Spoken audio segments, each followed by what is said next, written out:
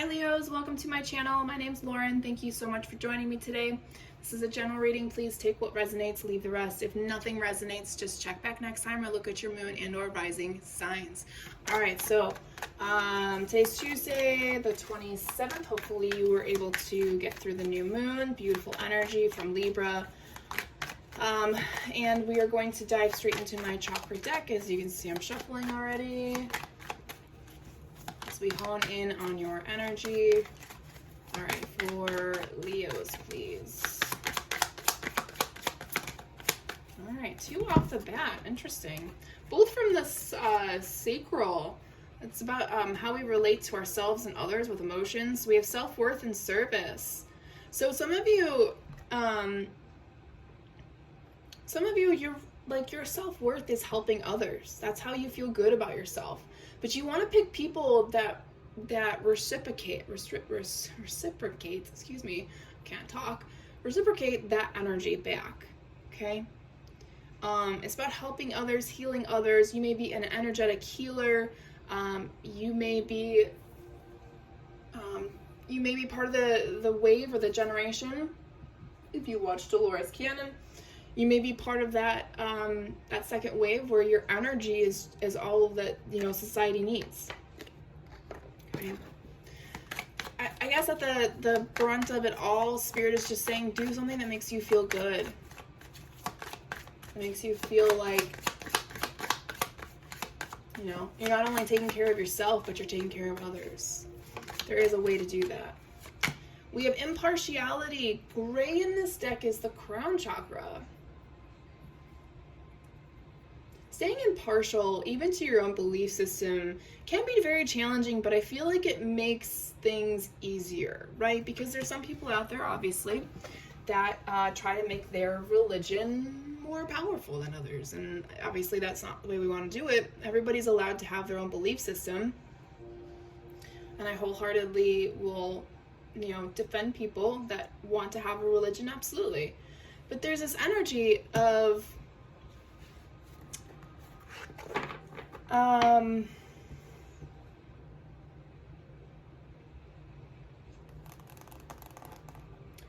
it's finding the beauty in things even when there isn't beauty.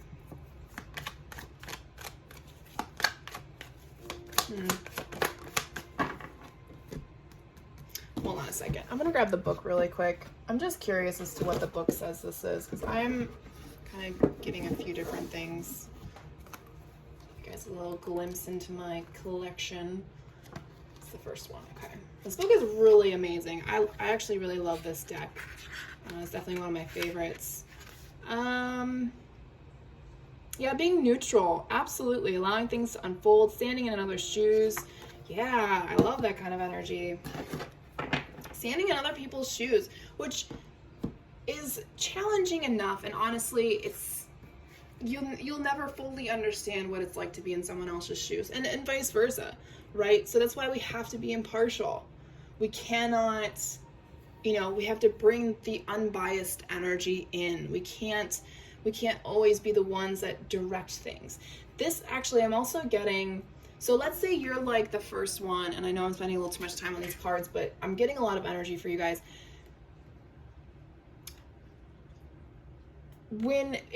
So let's say in your family, you're the first one to awaken, right? And I use air quotes because spiritual awakening is different for everybody, or people see it differently, okay? So let's say you're the first one out of your, your core family, parents, siblings, whatever, to awaken, and you start seeing things before other people do, okay? So at first, is it really difficult not to say anything? Absolutely. I've knocked one of my cousins out of his comfort zone about stuff, and same with my brother. I've told them things that they didn't even realize that happened to them, etc. And, it's okay to be a guide, but it's not okay to just, lay it all thick. People need to get there on their own. I hope that makes sense. Okay, fourth card we've got is release. Also crown chakra.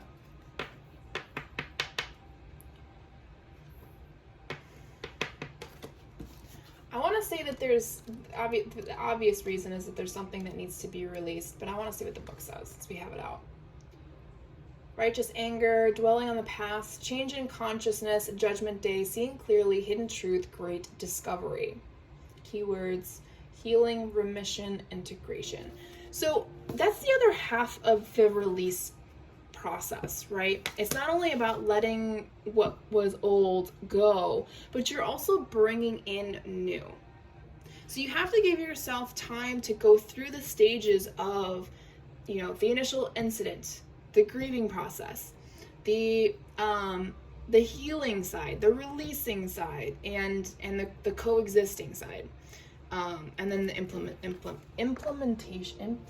Oh my gosh, implementation. I can't talk today. I'm sorry. Yeah. Anyways, let's move on to tarot.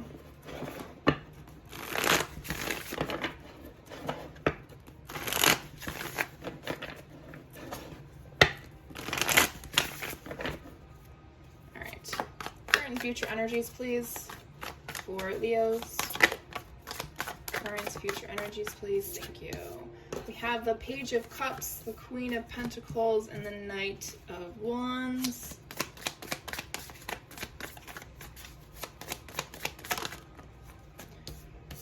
Five of Wands, Nine of Swords, and the Hermit. Bottom of the deck, overall energy, we have the Queen of Swords.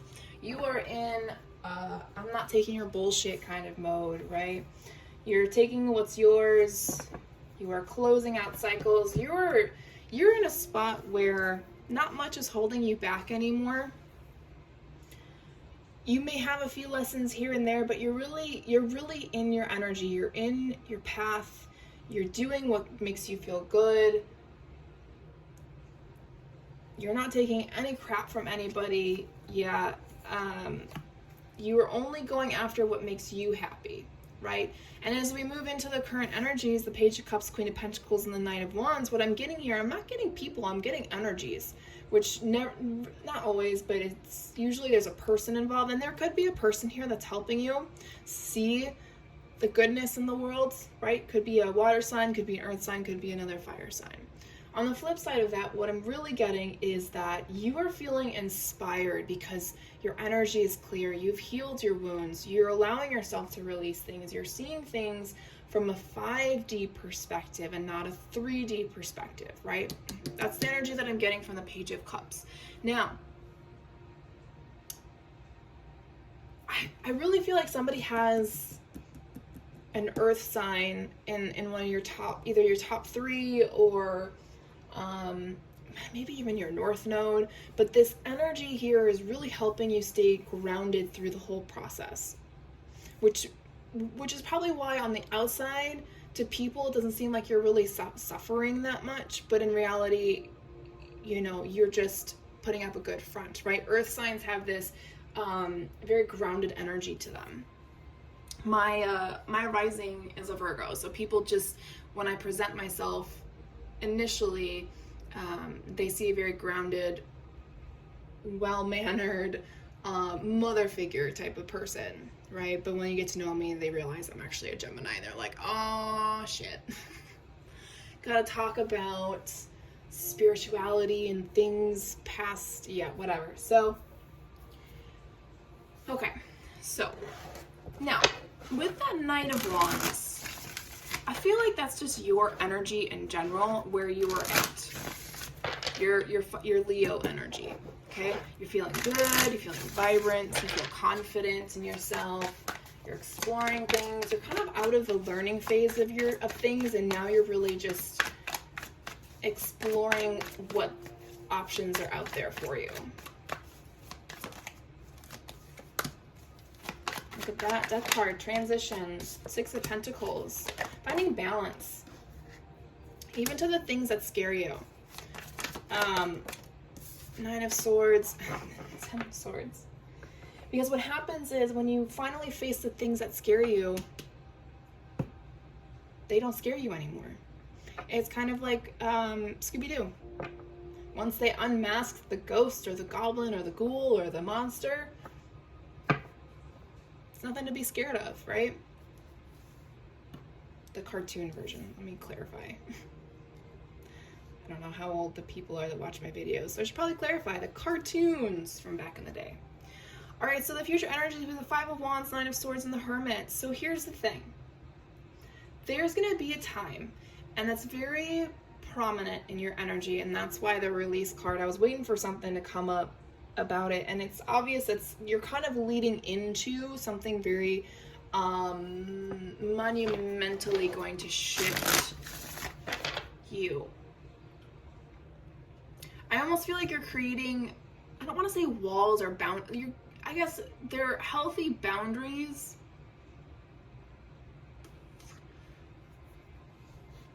Because whatever this Nine of Swords energy, obviously there's something that needs to come up. It's almost, I almost feel like a word vomit needs to come out.